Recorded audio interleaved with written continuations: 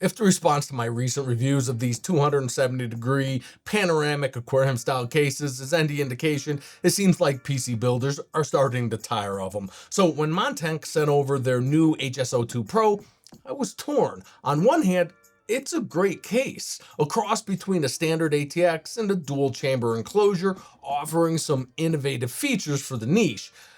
But on the surface, it still feels like just another fish tank. The question is, can I convince you, the audience, to look beyond the tempered glass and focus on the features if the overall aesthetics are starting to feel a little played out? Fortunately, I don't have to worry about that because Montech solved the problem for me by simultaneously releasing the HS01 Pro. It delivers all the same features, but in a more airflow focused design with its mesh steel front panel and support for up to 11 case fans. Montech might just have created the best cooling case since the Fractal Torrent. Let's dive in and take a closer look. It's the money. Hey guys, CJ with Elevated Systems here. Since the mid-2000s to early 2010s, mounting the power supply at the bottom rear of a PC case has been the standard, but lately some of the best performing cases have been flipping that convention on its head. The Lian Li PC01 Dynamic moved the PSU into the right side chamber. The Fractal Torrent threw it back up top of the case, something that feels pretty familiar if you've been around as long as I have, and the Lian Li Lancool 207 shifted it to the bottom front. All these moves made room for direct airflow to the GPU and played nicely with the natural stovepipe effect of air rising from bottom to top.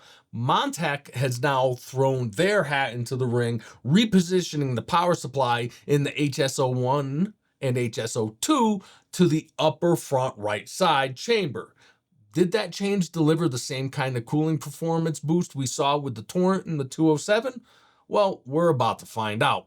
As usual today, we'll run through the specs and features, check out build quality. I'll share my build notes, including anything that either improves or complicates the PC building experience. Then we'll dive into thermal performance and wrap it all up with my overall thoughts on the value these Montech cases offer to PC enthusiasts. Now, aside from the front panel design, the HS01 and 02 are basically identical. So today I'll be focusing on the HS01 and pointing out any key differences on the HS02 as we go. The Montech HS01 and HS02 measure 480 by 235 by 368 millimeters. They support motherboards from ITX all the way up to full-size ATX. These cases are also prepped with all the appropriate cutouts to support rear connection motherboards. The Pro versions come with 5 pre-installed fans, 3 120mm reverse flow intake fans mounted at the bottom, and 2 120mm exhaust fans at the rear. Both cases support 3 120mm fans up top or up to a 360mm AIO cooler, but not 140mm fans or a radiator wider than 120 millimeters. Up front, the HS01 can fit either 3 120mm fans or 2 140mm fans. However, if you're planning on installing a liquid cooler, only a 120mm unit will fit properly in the lowest mounting position. All the included fans are pre-wired into included fan and RGB hub, which also has open headers for expansion. For cooling, the case supports CPU tower coolers up to 170 millimeters tall and graphics cards up to 400 millimeters long. They accommodate power supplies up to 200 millimeters. Storage options include mounting points on the removable PSU shroud for either one 3.5-inch hard drive or two 2.5-inch SSDs. There's also a second bracket offering the same options, giving you a total capacity of either 2 hard drives, 4 SSDs, or a mix of 1 and 2. All the panels are toolless. The top panel is magnetically attached and can be removed easily by lifting the rear rubber tab. The sides and front panels are secured with ball stud fasteners, and the removal points are cleverly hidden under the top panel for a clean look. Around the back, there are 7 full-height replaceable PCIe expansion slots, and the entire PCIe bracket rotates to support vertical GPU mounting. The front I/O is nicely symmetrical, featuring an LED lit power button in the center, flanked by separate headphone and microphone jacks, a 10 gigabit USB-C port, a shape-matched LED or reset button, depending on how you want to use it, and 2 5 gigabit USB Type-A ports on the outer edges. The cases are available in black and white. The white version uses clear tempered glass. The black version has slightly tinted glass. Both cases feature simple RGB accent bar along the front and side. And for one final trick, the case can be fully inverted. By removing the bottom feet and dust filter and then swapping their positions with the top panel, you can flip the entire layout. Just be aware, in this inverted orientation, the feet are only magnetically attached, which doesn't exactly inspire a lot of confidence. When it comes to build quality, these cases look fantastic at first glance. The tolerances are tight and there's no noticeable panel gaps. The front glass panel on the HS02 even has a sleek curved edge, giving it a premium look. The 4mm tempered glass side panels featured a bevel edge for an even tighter fit, and you won't see any visible fasteners or external hardware. Both cases maintain a super clean appearance. Inside, there are cable covers on the right side, along with removable fan bracket on both the front and rear. Really nice touches that enhance the overall design. The entire case is built from 1mm steel reinforced with ABS plastic, which adds rounded edges for a smooth finished look. Overall, it's a solid case in terms of both design and materials. However, when you strip off all the external panels, there's definitely more flex in the chassis than I'd prefer, especially in the HS02. This kind of flex is common for cases with the floating corners, but recently I've seen several models that address this issue with much stronger, more rigid chassis. Despite the flex though, I will say even after some twisting and torquing on the frame, everything went back together just as precisely as when it arrived.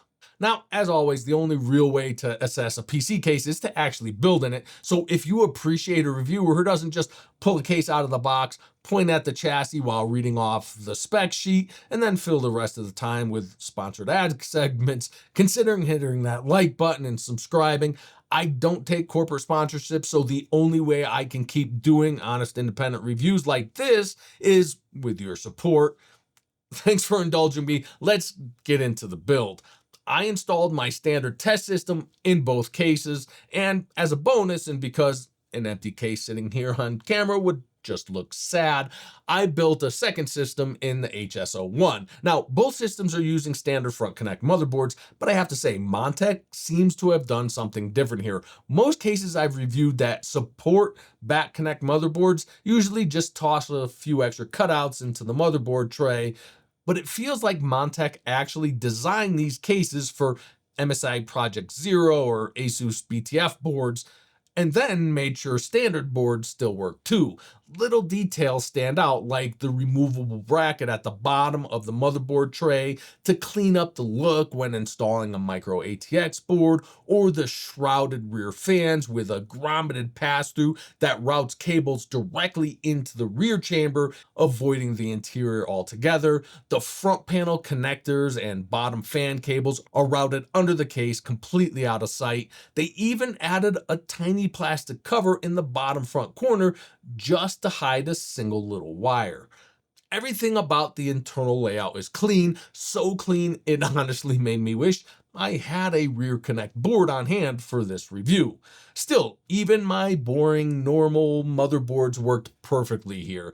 There are plenty of hidden pass-throughs for cable management, and I especially like the ones that let me connect the front panel USB Type A and SATA data cables, if I had used some, straight into the motherboard without forcing awkward bends.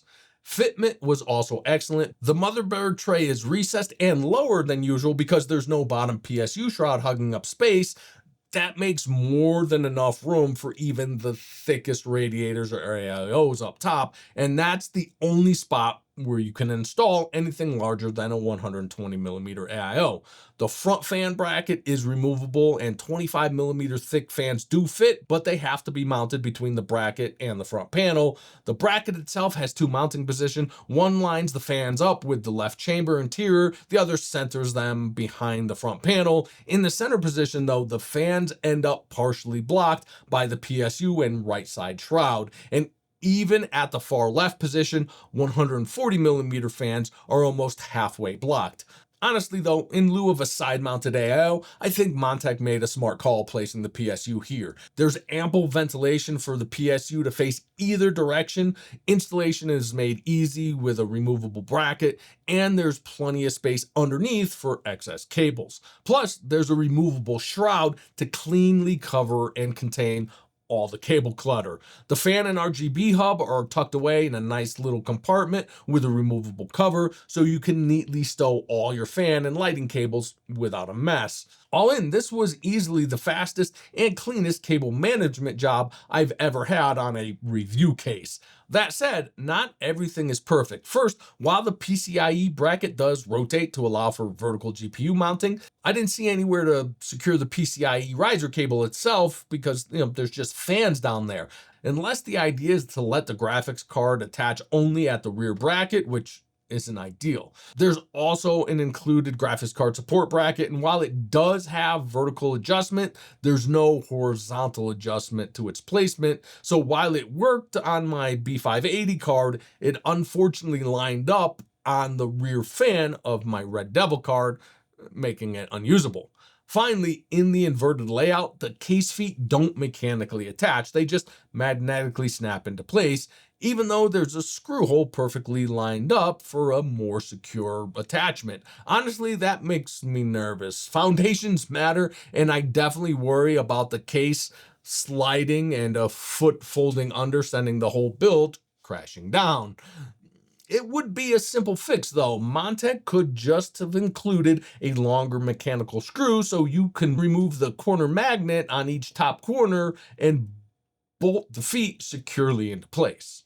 All right, with the build out of the way, it's time to see if these cases actually deliver when it comes to cooling performance. Compared to the standard test system running on an open air test bench, during a 30-minute gaming session, both the HS01 and 02 in stock configuration with a noise normalized fan curve performed virtually identically. CPU temps were up nearly 8 degrees higher than the open air bench, and VRM temps were about 2 to 4 degrees higher. That VRM jump is a little odd, but I suspect it's because the VRMs are tucked back slightly out of the direct airflow in the cases. But here's where it gets interesting. In a rear twist, GPU temps were actually up to 3 degrees cooler inside the case than the open air bench.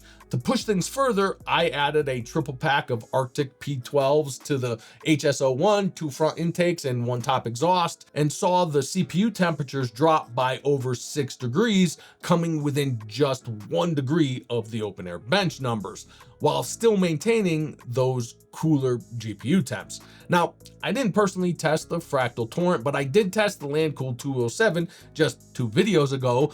Behind the scenes, I actually tested the 207, these cases, in my new test bench all side by side. With the additional P12s, and the 207 actually had a extra 140mm top exhaust, the HS01 actually outperformed the 207, only about by a half degree on CPU temps, but by almost 3 degrees better on GPU temps.